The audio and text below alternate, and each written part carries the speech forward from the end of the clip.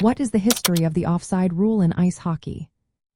Have you ever wondered how the offside rule in ice hockey came to be?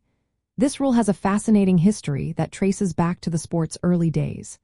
Originally, ice hockey was played similarly to rugby, where players could not pass the puck forward. This meant that a legal pass could only be made to a teammate who was behind the puck.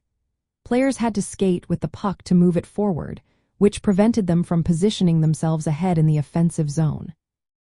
This concept was influenced by the offside rule in soccer. If a player was deemed offside, meaning they entered the offensive zone ahead of the puck without control, the play would stop. A face-off would then occur at the spot of the infraction. This strict rule was in place for many years until changes began to emerge. In 1905, the Ontario Hockey Association made its first adjustment by allowing defensive players to play the puck within 3 feet of their goal if it rebounded off the goaltender. This change led to the introduction of a marked line on the ice, which was a precursor to the modern blue lines we see today that separate the zones. A major shift happened in 1927 when the National Hockey League allowed forward passing within the neutral and defensive zones. However, the following season saw an extremely low scoring rate. To address this, the league permitted forward passing in all zones.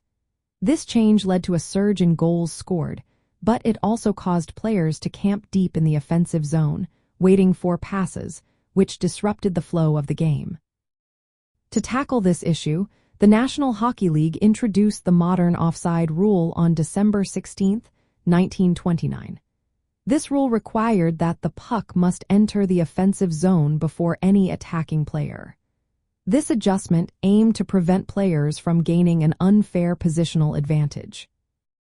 Since then, the offside rule has been refined, but its core purpose remains the same. It maintains fair play and flow by regulating player positioning relative to the puck and the blue lines that divide the rink into defensive, neutral, and offensive zones. From an Olympic perspective, the offside rule is essential for keeping the fast-paced and strategic nature of ice hockey alive. It ensures that the game remains competitive and exciting, preventing players from simply waiting near the opponent's goal for easy scoring opportunities. Understanding this rule helps viewers appreciate the skill involved in timing passes and player movements, which are critical elements in Olympic ice hockey competitions.